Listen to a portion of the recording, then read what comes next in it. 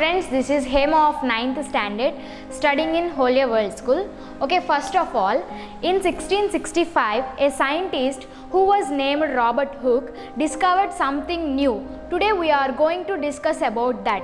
That is nothing but cell and its structure and function. Yes, today our topic is cell, its structure and functions.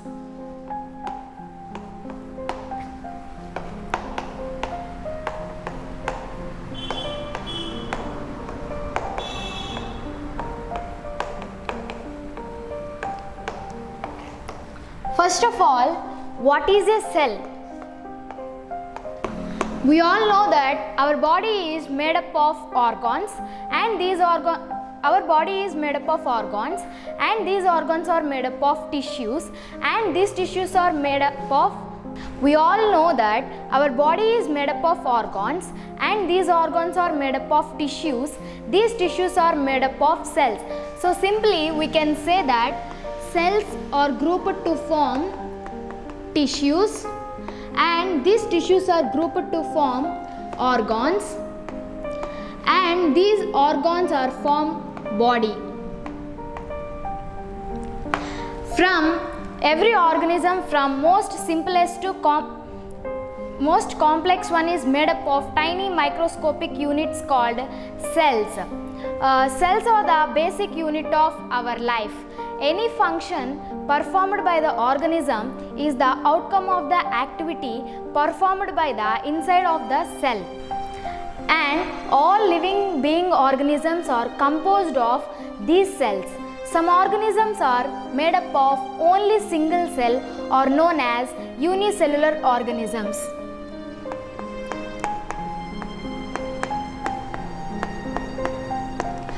These unicellular organisms are made up of single cell. For example, we can take Euglena, Paramecium, bacteria. All these have only one cell to perform all activities in their life. And some organisms are made up of more than one cell. They are known as multicellular organisms.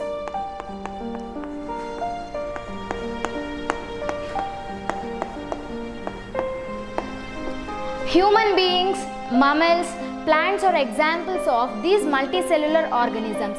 They have more than one cell to perform different activities in their life. This is about what is the cell and how the cell was discovered. Let us discuss about the discovery of the cell.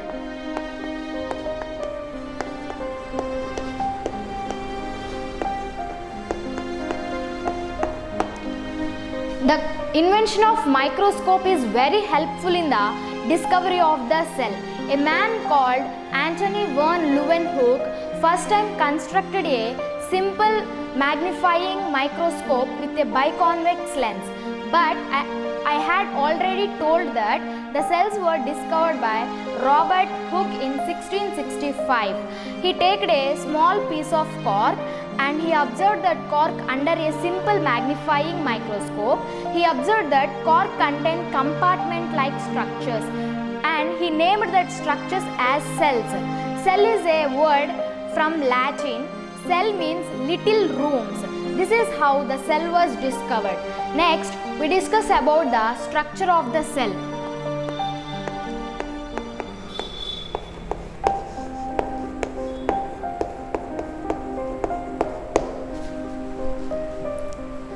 The cell structure is compressed with individual components which have specific function to carry out the life process. Cell have very interesting structure. It has some main components. The first component that cell has the cell membrane.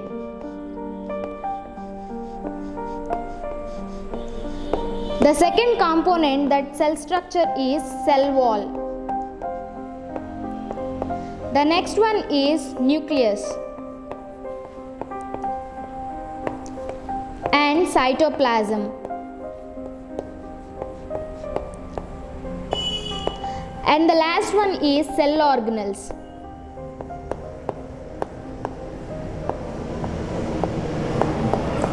Before going to discuss about these components of the cell, I will draw the structure of the animal cell and plant cell to know more about them.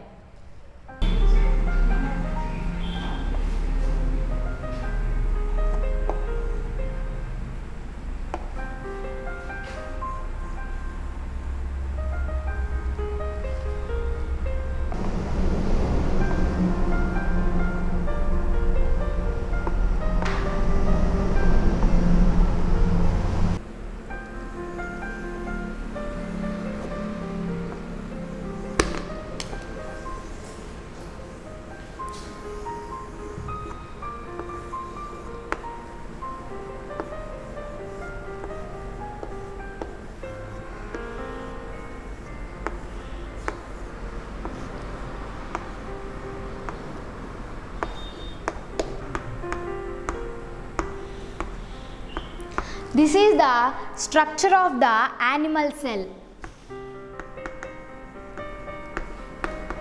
And this is the structure of the plant cell. Okay, let us discuss about the components of this cell. The first one is the cell membrane.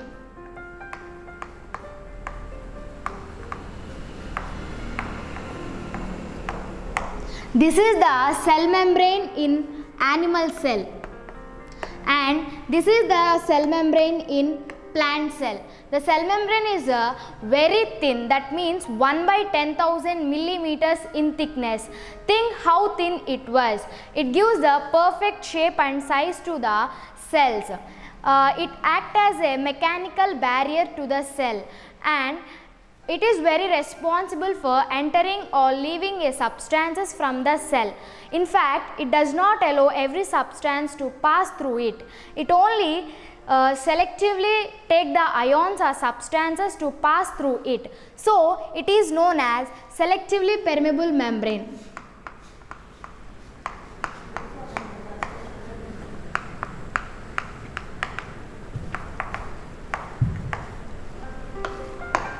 This cell membrane is very important in the building of structure of the cell and gives support to the cell. And next one is the cell membrane, cell wall. The next component is the cell wall. Cell wall is the special feature which is only seen in plant cell. This is over the cell membrane. I already said that this is the cell membrane and this is the cell wall. It is only present in plant cell. It is not present in animal cell. This cell wall is made up of cellulose. In earlier, it is believed that this cell wall is inactive part of the plant cell, but nowadays it is the most significant part of the plant cell, and this cell wall provides some rigidity to the plant cell. The next one is nucleus.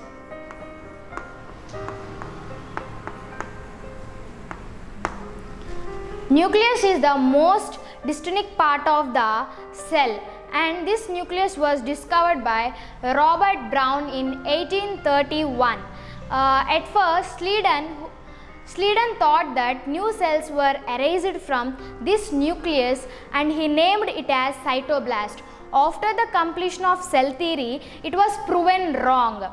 This nucleus regulates the functions of the cell, so it is known as control room of the cell. This nucleus also determines the characteristics of the cell because it has a genetic information called DNA. To know more about the nucleus, I will draw the internal structure of the nucleus.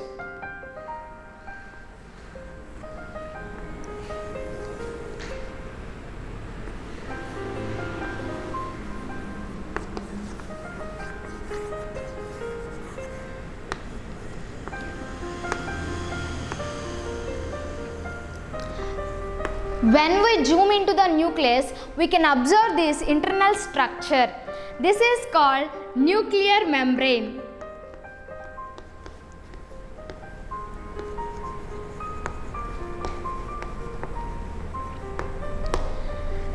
It separates the nucleus from the external environment, that means other cell organelles, and this is the nuclear pore.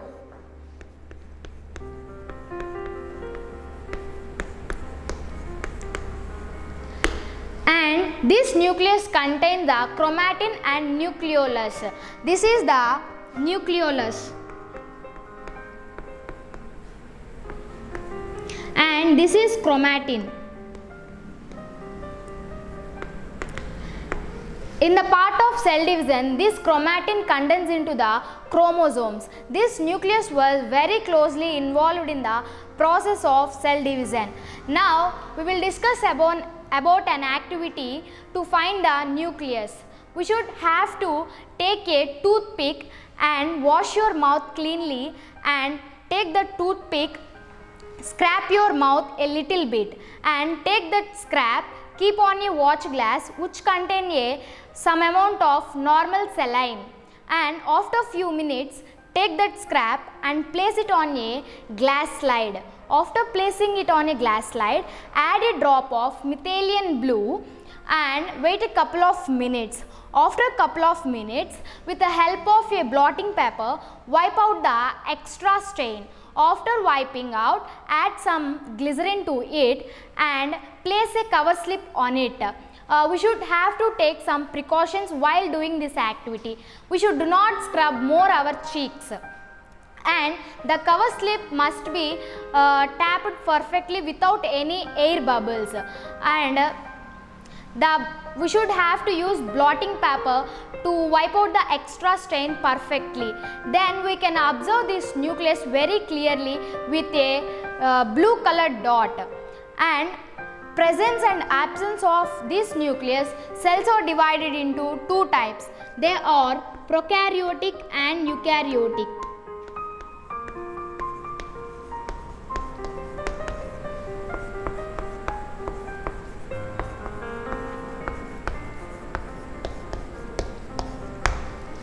Prokaryotic cells are nothing but pro means false and karyotic means nucleus.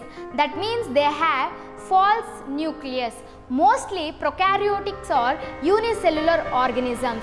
These cells are size from 0.1 to 0.5 micron meters. These divided by fission, these are reproduced by fission.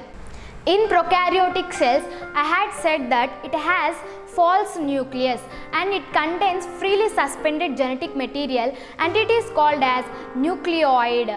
These are generally divided by fission. The next one is eukaryotic. Eukaryotic cells are nothing but U means true and karyotic means nucleus. That means they have true nucleus and they are reproduced by sexually as well as asexually. These cells are range from 10 to 100 microns.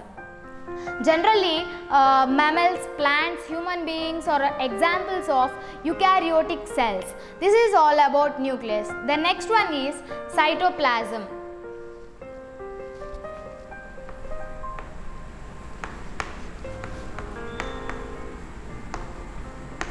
Cytoplasm is an jelly-like aqueous substance which is present under the cell organelles. It contains 90% of water. That means it looks like as transparent.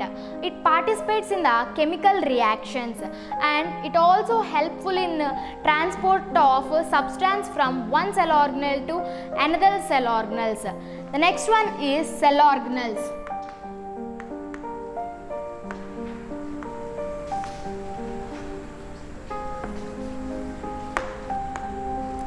Okay, now we discuss about some important cell organelles. In that, the first one is mitochondria.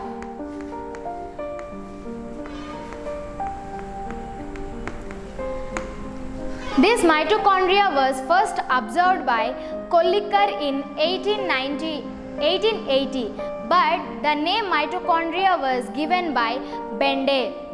These mitochondria are generally in shape of spherical or cylindrical. These mitochondria are ultra microscopic.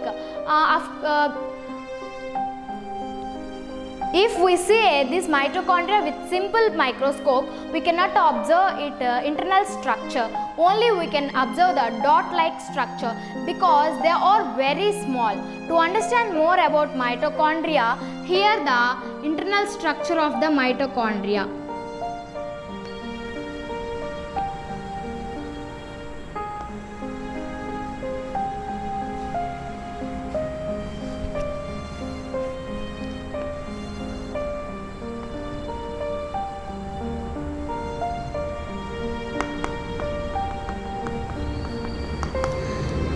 This is the structure of mitochondria.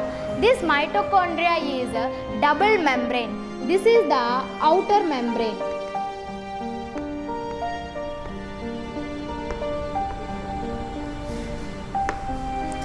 And this is the inner membrane.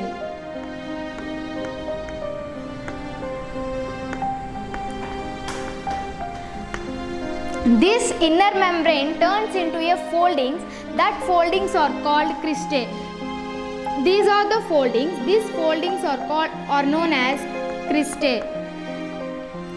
And the fluid between the cristae, that means fluid between these foldings, is known as matrix.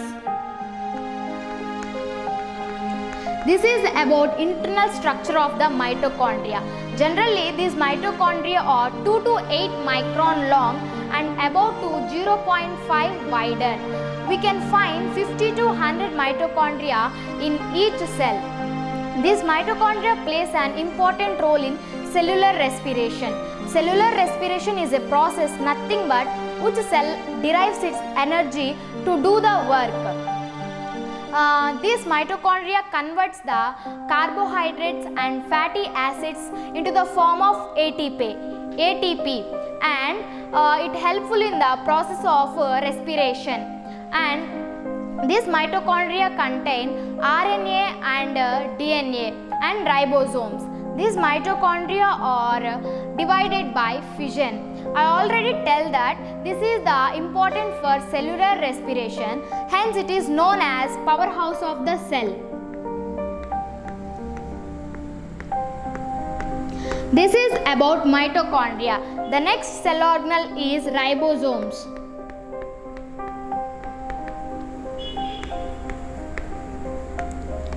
Ribosomes are granule-like structures which are scattered in the cytoplasm. These ribosomes were first observed by Albert Claude, but the term ribosomes was given by George Palade. These are single membrane and ultramicroscopic. These ribosomes are two types. The first one is the attached ribosomes. Attached ribosomes are nothing but which are attached to endoplasmic reticulum or known as attached ribosomes. The next one is free ribosomes. Free ribosomes are nothing but which are scattered into the cytoplasm and freely suspended or known as freely suspended ribosomes. These are also known as polysomes. And these ribosomes are also known as workbenches or protein factories of the cells. These ribosomes are synthesized in the nucleolus. This is about ribosomes. The next cell organelle is the endoplasmic reticulum.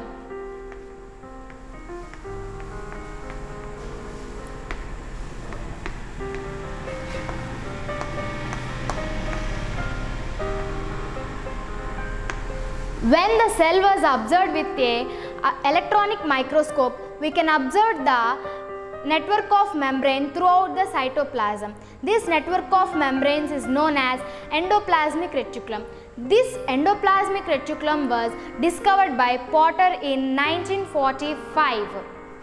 And this endoplasmic reticulum are divided into two types. The first one is the rough endoplasmic reticulum. And the second one is the smooth endoplasmic reticulum. Actually, this endoplasmic reticulum was single membrane and tubular in structure, and this rough endoplasmic reticulum is the site of protein synthesis, and this smooth endoplasmic reticulum is the site of lipid synthesis. These proteins and lipids are very helpful in cell function. This endoplasmic reticulum transport the different substances from one place to another place of the cell. How to identify the rough endoplasmic reticulum? The endoplasmic reticulum which has ribosomes on the surface is known as rough endoplasmic reticulum, and the endoplasmic reticulum which does not contain any ribosomes are known as smooth endoplasmic reticulum.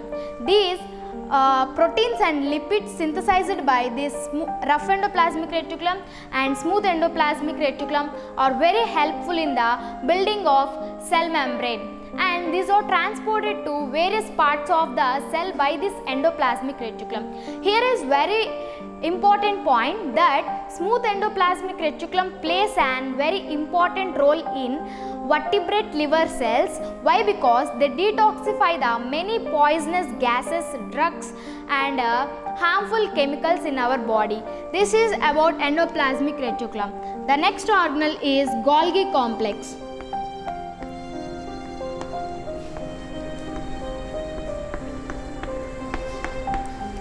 This is a sim complex which is made up of tubular cristina and spherical vessels. This Golgi complex was discovered by Camillo Golgi in 1898. This Golgi complex synthesis and repair the cell membrane. Secretion is the major function of the Golgi complex. Already I had told that rough endoplasmic reticulum and ribosomes synthesize the proteins. These proteins were packaged in the Golgi complex and sent to and ready to send for various parts of the cell. Not only secretion and package, this Golgi complex is also participate in modification of biochemicals in the cell. This is about Golgi complex. The next one is the centrosome.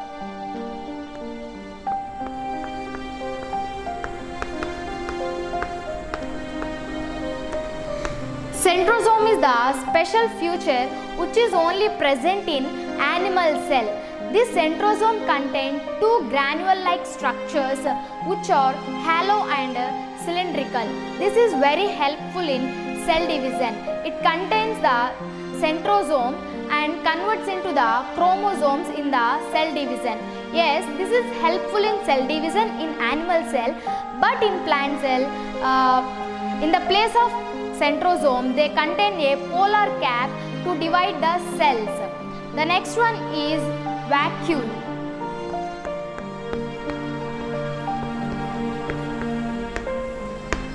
Vacuole is a sac-like structure which is majorly found in plant cell. Yes, there are vacuoles in animal cell, but very small and so many vacuoles. But in plant cell, there is a big large vacuole which we can find easily. This vacuole takes place in the storage and provide turbidity to the plant cell. Vacuole is filled with liquid called as cell sap. This vacuole has a single membrane and that membrane is called as a tonoplast. The next one is lysosomes.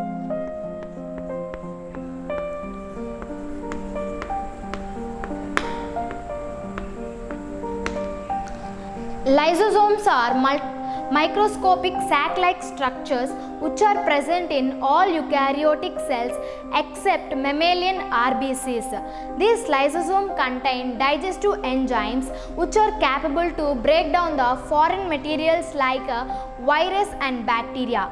These lysosomes helpful to fight with the bacterial infections. These lysosomes are also helpful in removal of worn out parts and poorly working parts of the cells. Hence, these are known as cellular housekeepers.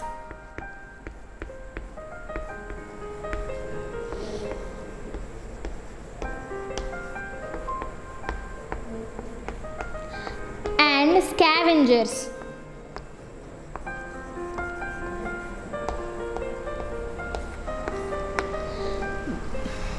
When the cell structure was building, when the cell was damaged, these lysosomes burst up and the enzymes of the lysosomes eat up their own cells. Hence, these lysosomes are also known as suicidal bags of the cells.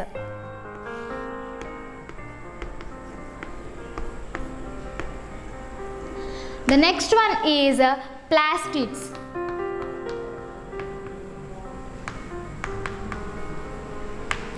Plastids are special features which can be seen in only plant cell. They give different pigments to the plants. Based on the pigments given by plastids, these are divided into three types. The first one is the chloroplast.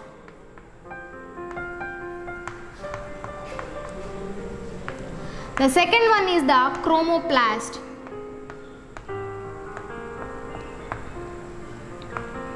The third one is the leucoplast.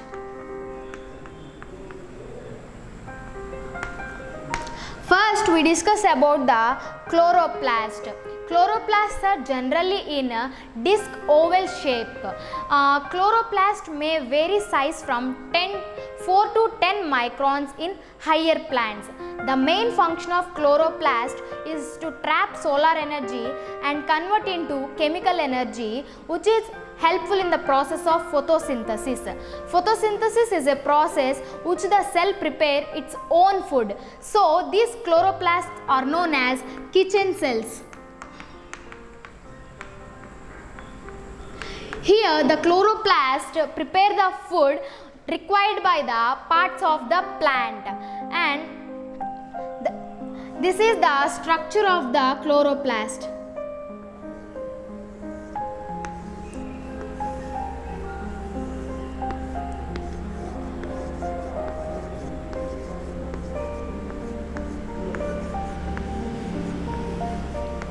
The internal structure of the chloroplast may be look like this.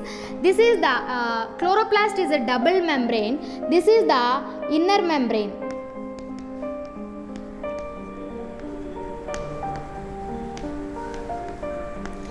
And this is the outer membrane.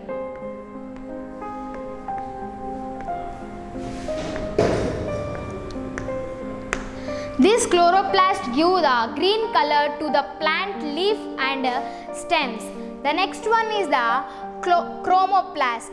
This chromoplast contain xanthophyll and keratin pigments which give red, orange, yellow color to the plants. This is also helpful in the seed dispersal and pollination of seeds and fruits. These chromoplasts are very helpful in dispersal of seeds. That means new plants will grow and new plants will take arise. The next one is the leucoplast. Leucoplasts are colorless plastids. That means they do not contain any color. That means they may be present in roots of the plant. They act as the storage and give support to the plant. They store the proteins and nutrients in the form of starch and grains and droplets. These are the some main important organelles, and now we discuss about the characters of the cell.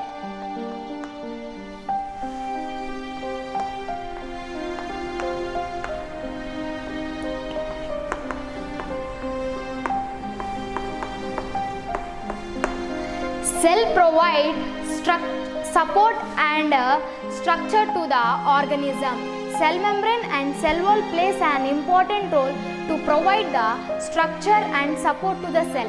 For example, xylem vessel in vascular tissue is made up of cells which give support and structure to the cell.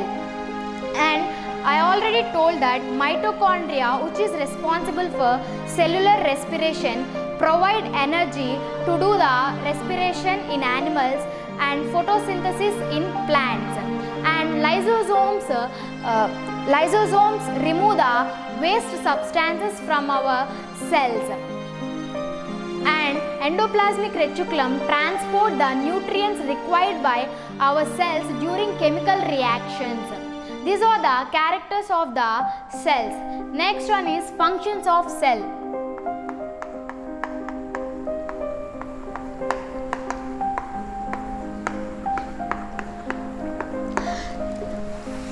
The first function of the cell is the structure and support.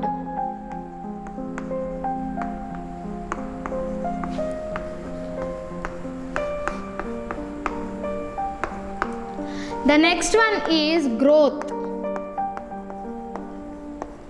Already tell support and structure is given by cells in characters of cells, that it provides very support and structure to every organism. The next one is growth. In the process of mitosis, the parent cell divided into daughter cells. Thus, the number of cells will multiply and multiply with the cell growth. The next one is transportation.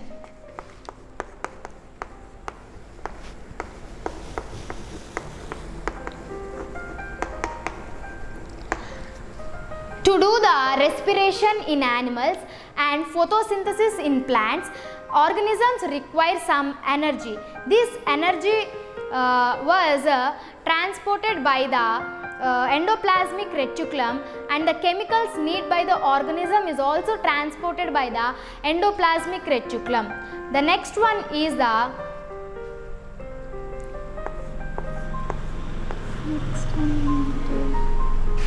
energy. Mitochondria produce the energy required by our body. Next one is difference between plant cell and animal cell.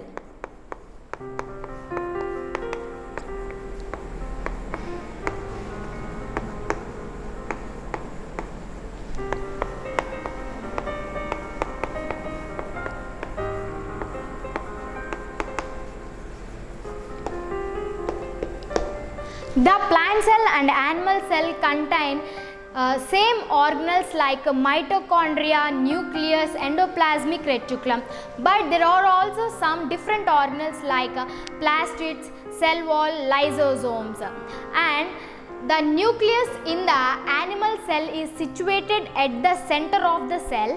In plant cell, this nucleus was situated at beside of the cell near the cell wall because it has a large vacuole, and in animal cell it contains only small vacuoles. And for cell division, in animal cell there is a centrosome, but in plant cell there are polar caps for cell division.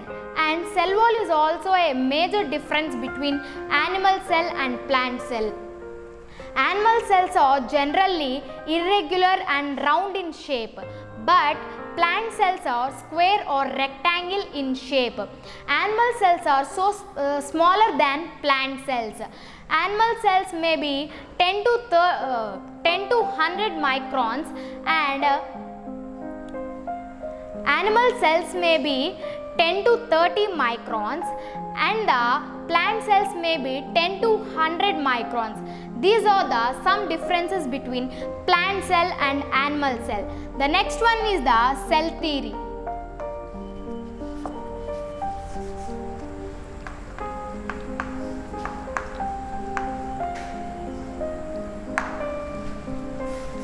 Schleiden and Swan together formulate the cell theory, and this cell theory did not prove that where the new cells are arised from. A man called Rudolf Karl Virchow, 1885, a man called Rudolf Karl Virchow proposed that new cells were arised from pre-existing cells. That was proven fact. And then the cell theory states that all living organisms on the earth are made up of these cells, and cell is the basic unit of life, and all cells are exist from pre-existing cells. And eventually a new version of modern cell theory was proposed. The postulates in the theory are the energy flows within the cells, and the chemical composition in all cells are same, and the genetic material is transformed to one cell to another. This is about the cell theory and cell structure. These cells are also grouped to form tissues. These tissues are also two types: animal tissues and plant tissues. These animal tissues are four types. The first one is epithelial. Epi means outer and thelial means skin. That means out, that it is present in skin. The next one is connective tissue. Connective tissue is very loosely packed. There are so many types in connective tissue, that are adipose tissue, areolar tissue, blood, and there are so many. And the next one is muscular tissue. We all know that we have muscles, and these are formed by muscular tissues. These muscular tissues are three types: striated, non-striated and cardiac muscles. The striated muscles are in the form of striate and non-striated muscles are smooth, and cardiac muscles are present in heart cells. The next one is nervous tissue. This is the diagram of the nervous tissue.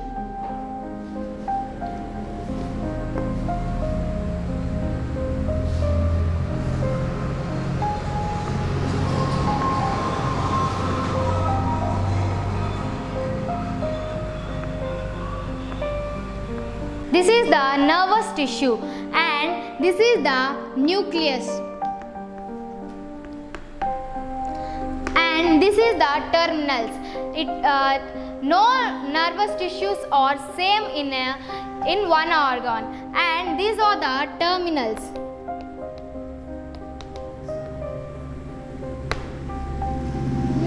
This is the axon. And these are the dendrites, and this is the myelin sheath, and this is the Ranvier node. This is the structure of the nervous tissue. The next one is plant tissues. Plant tissues are also 4 types. The first one is the meristematic tissues.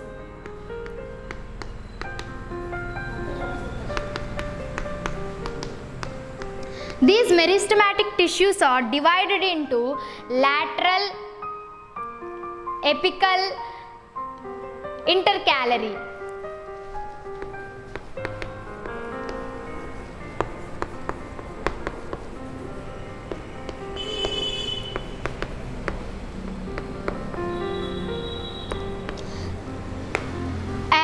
The next one is plant tissue is dermal tissue.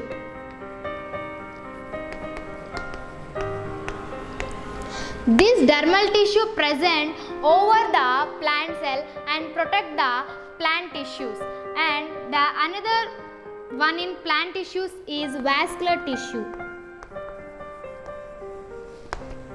These vascular xylem and phloem are present in this vascular.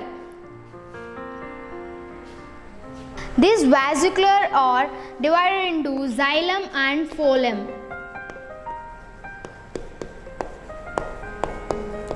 Xylem transport the water from roots to leaves, and the phloem transport food from leaves to other parts of the plant. The next one is the ground tissue.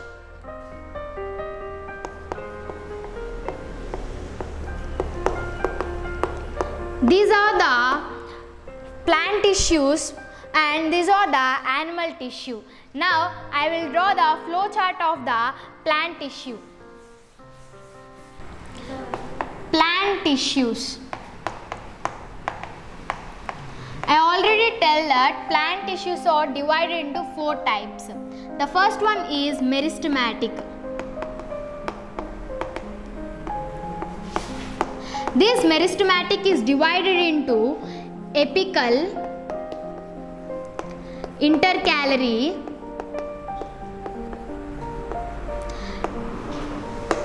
and lateral. These are the tissues in meristematic. The next one is dermal.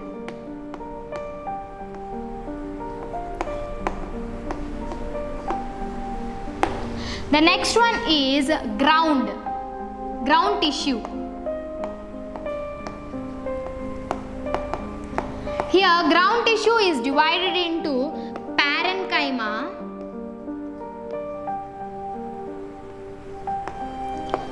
and collenchyma, and sclerenchyma.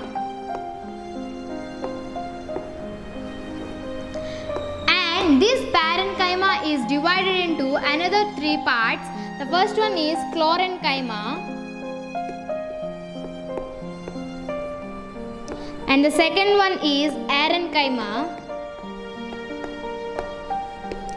And last one is storage tissue.